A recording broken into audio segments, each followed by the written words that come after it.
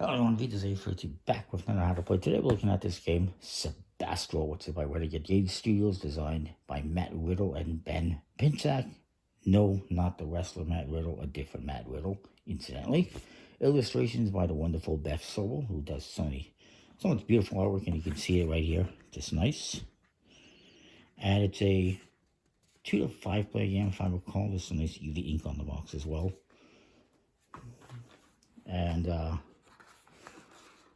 what does it say to player count? You can never find these things. Well, I believe it's 2 to 5 players. Yeah, that's what I figured. You're playing, oh yeah, it even says right here, 2 to 5 researchers. You see a nice UV ink. Very cool. It is a follow-up essentially to Stellar. They even mentioned Stellar there. You need to only lower your gaze from the stellar night skies to the planet below to see the beauty that surrounds us. And it's kind of what it's about. You are, it says researchers, if you want. It's a set collecting game.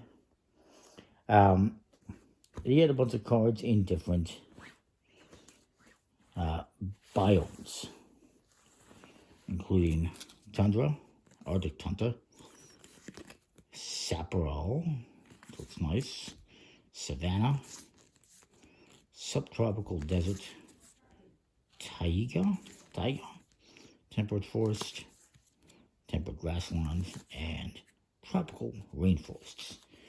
And you got a bunch of cards all numbered 1 through 6.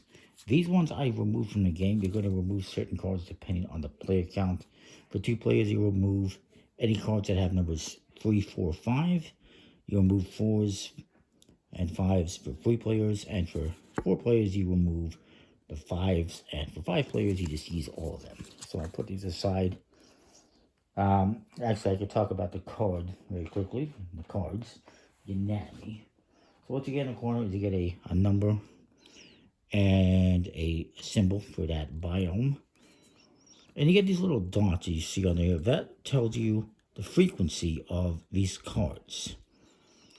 The higher the number, number of dots, the higher frequency. 3 is high frequency, 1 is low frequency, 2 is medium.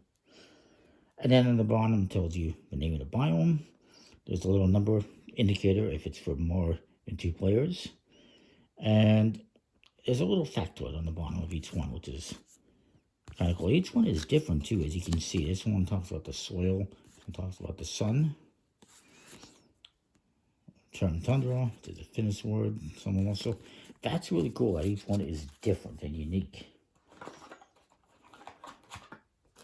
And the back design, by the way, very beautiful. Just like the box. It's just a smooth plastic coated finish, in case you're wondering. You also get a start player card. We'll just give to whoever you want to be the start player. And a game end card. And there's also a score pad, which we'll put aside. And these cloud cards, which I will set up. They're numbered 1 through 6. I'm not sure how I'm going to fit this all on the camera. But I will try. Maybe I'll do them in a circular type of a thing here. Even though they're supposed to go kind of together. You get a sun, which is going to go on the end. That kind of works. And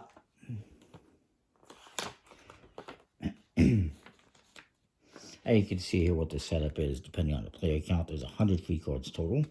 We're only using, I think, half, less than half. For setting up this game end card, you're going to place it a certain number of cards from the bottom, depending on the player count. So 15 cards from the bottom for 5 players, 12 for 4, 9 for 3, and for 2 players, we're going to place it 1, 2, 3, 4, 5, 6 cards from the bottom. I guess this would be the 6th. Now, technically, you're supposed to deal out some cards first. It's not really going to matter. I'm going to deal out 3 cards per player. I'll put my opponent over here. So you can't see him. No, I'll fix that. And then You're going to deal 1 card to each cloud as well.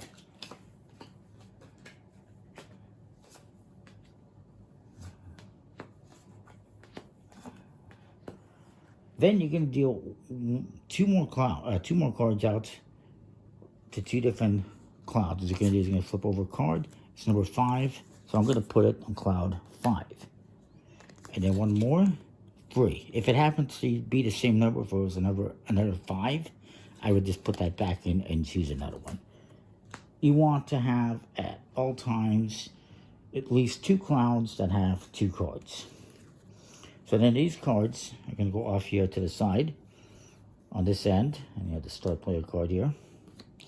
And what you're going to do on your turn is take a card from your hand. What you're doing is set collecting, and you're going to be getting cards and playing them like this. Every time you get a new biome, you will just add it to the right of what you got. And if it's one that's a biome you already have, you just add it on there. So what you're going to do is you're going to take a card from your hand. You're going to play it to the cloud that matches the number. That's the only importance of the numbers. They're not for scoring points or anything like that. We'll get to score it in a bit. So, well, this is going to be an interesting example. Well, actually, I'll just play this 1 to 3, which is probably not the best idea, but now I get to take, I can take any of these other cards I want. I cannot take these ones, but I can take any others. So maybe I take the 5s. If I take cards that are towards the sun on the right side of what I played, so if I take cards on this side from what I played, I get to take them and add them to my journal, to my collection. If I decided to take one of these cards, I would take it and add it to my hand instead, as it indicates on here. If it's this way, you add it to your hand. If it's this way, you add it to your journal. And when you add a card or cards to your hand, you will also draw one from the deck and add it to your hand as well, bonus card. But that's my turn, and actually I will replenish this one with another card. Now my opponent's going to go, and they're going to look at the cards, and they're going to play this. So they play this 1. This is the exception to that rule. And actually, maybe I'm going to do that differently. They're going to play this 4. And they're going to take this 2 and add it to their hand as an example of what happens in that case. They also draw a card, add it to their hand, and then they replenish. The 1 and the 6 are a little bit different because they're at the end. So you cannot take anything from this side, and if it's a 1, you can't take anything from this side. So what happens if that is the case? So if I play this 6 here, now what happens? Well, what happens is, as indicated on here, is I would take the number 1. Vice versa, my opponent has a 1. If he plays a 1, he would get to take what's on the 6. When you take from the 1 or the 6, you can either put it in your hand or add it to your set. You get the option to do either one. So it's kind of an interesting little twist there with the 1s and the 6s. So now my opponent's going to go again. And he's going to play, well, he's going to play a 1. Means he gets to take these 6s, and he's going to put those into his journal. Why not? You're going to keep going back and forth until you get to that game end card. And the game end card specifically says on it what's going to happen, which is you keep playing until the last player in turn order has gone. So if I get this, my opponent's going to get to do his turn, and then we each get 1 more turn. At the end, you're going to score points. Now, let me set something up here a little bit to show you how to point score. So we're going to start with those. We'll add that, we'll add that, we'll add that. You can have up to a max of 8 because there's 8 different biomes. And the more you get, the more points you will probably get as well. Maybe. So let's say I collect this, this, and this.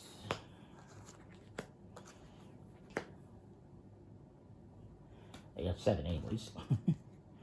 I won't do that one.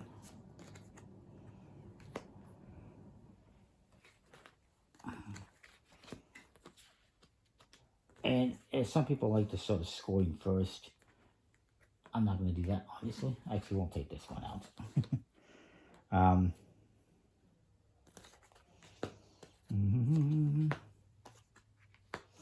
all right. So let's say that's what I collected. Scoring, you're going to be scoring this way as mixed sets and this way as matching sets. For the mixed sets, you're going to go across, and for everyone that is not, split up, you will get points. So I got one. I got for this top row 6, and I'm gonna look at the scoring here, and it says for 6 in a set, I'm gonna get 21 points. Had I had one more, had I had this other one in here, it would have been 28.